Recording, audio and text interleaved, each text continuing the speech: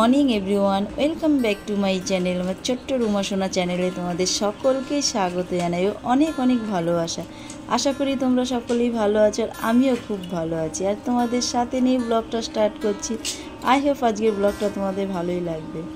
আর বিশেষ করে কদিন না আমি বাড়িতে ছিলাম না, এমনি ঘুরতে গেছিলাম, যেরকম তারাপীঠে গেছিলাম। প্রায় ওটা সপ্তাহখানেক হতে চললো, যেহেতু ওটা মানে তারাপীঠে ওখানে পুজো দিলাম, দিয়ে তারপর আমি আমাদের বাড়িতে গেছিলাম, মানে বাবার বাড়িতে।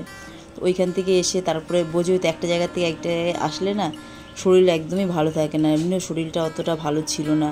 আর বিশেষ করে আর দেখছো তো কী হারে গরমটা পড়েছে, গরমে না আরও বেশি মানে শরীর আরও খারাপ লাগে। আর এমনিও দেখো কোথাও ঘুরতে গেলে না বাড়ি এসে তখন শরীর মানে কোনো কাজ করতে ইচ্ছা করে না, শরীর খুবই খারাপ লাগে। তারপর কি করলাম, এসে এই যে বললাম যেখানেই ঘোরো না কেন, ঘুরতে মানে ঘোরাফেরা আনন্দ জিনিস, কিন্তু বাড়িতে এসে সেগুলো ডবল খাটনিও জিনিস। এই যে জামা কাপড় কাচাকুচি আছে, ধোয়াধুয়ি, এইসব জিনিসগুলো। তা ভাবলাম যে সকাল সকাল এগুলো ধোয়াধুয়ি করে নিলে তারপরে এদিকে পরে বাদবাকি অন্য কাজগুলো করা যাবে। আর ঘুম থেকে উঠে আগে আমি বাইরে মর্নিং ওয়াকটা করে নিই।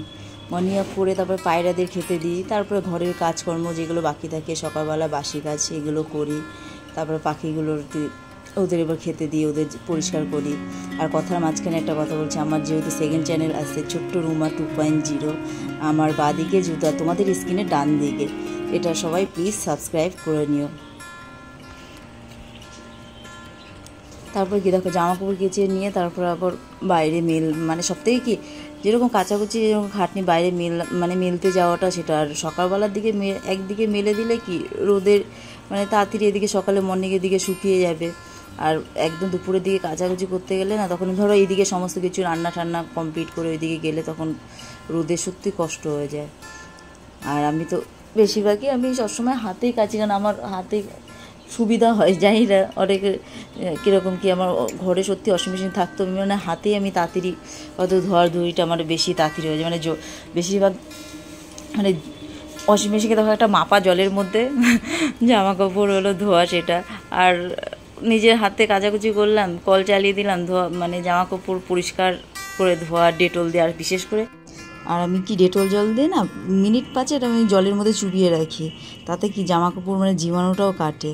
আর এটা আমি সব সময়ের জন্যই করি, মানে আমাদের সবারই জামা কাপড় মানে বরাবরই যখনই কাচাকুচি দিই ওয়াশিং মেশিনের মধ্যে হয়তো জলের মধ্যে দিয়ে দিই, লাস্টে যখন ওয়াশটা হয় মানে স্প্রিং যেটা জামা কাপড় যখন ড্রাইটা হয় তখন সেই মুহূর্তটা আমি জলের মধ্যে দিয়ে দিই।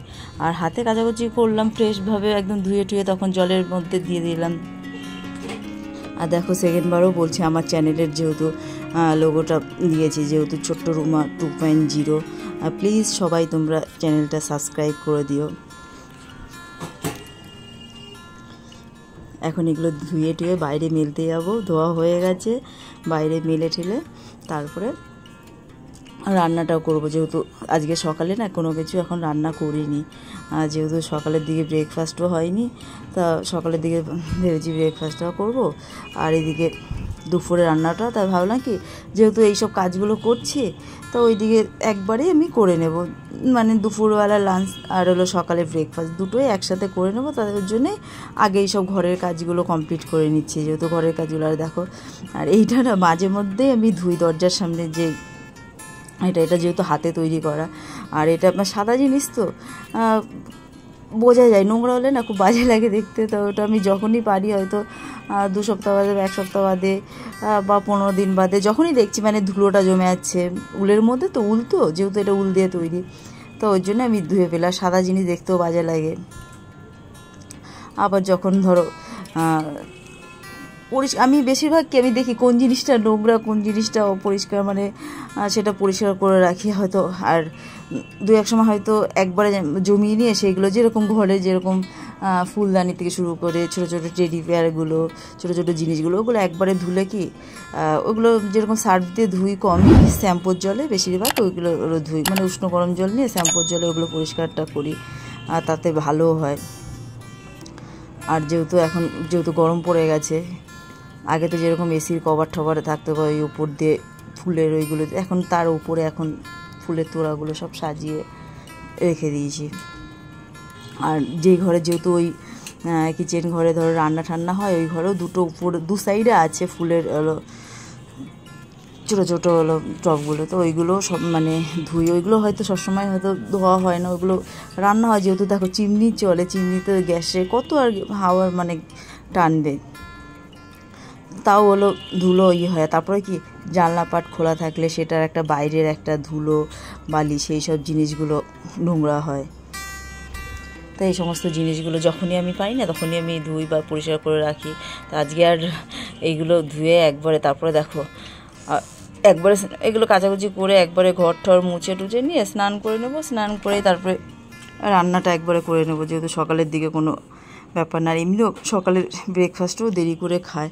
হ্যাঁ, ছেলের স্কুল থাকলে তখন হয়তো তাড়াতাড়ি করে দিই, ছেলের জন্যই ও তাড়াতাড়ি করে ওকে খাইয়ে ওকে স্কুলে পাঠিয়ে দিই, তারপর ধীরে সুস্থে আমাদের এগুলো করি। আর টিফিন যদি দেওয়ার হয়, আগে থাকতে হয়তো ছেলে বলে দিল যে কোন জিনিসটা খাবে কি খাবে, তখন আমি সেই মতন হয়তো করে দিই। বা অনেক সময় আমিও জানি যে ওর কোনটা পছন্দ, সেই জিনিস হয়তো রান্না করে দিই।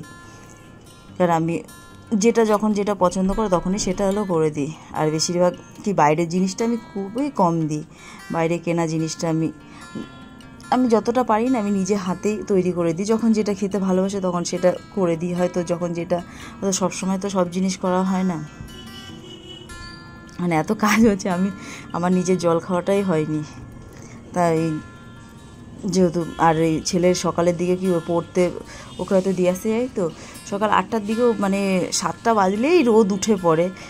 যদি তোমাদের ভালো লাগে তাহলে লাইক শেয়ার সাবস্ক্রাইব অবশ্যই করো। তোমরা ভালো থেকো।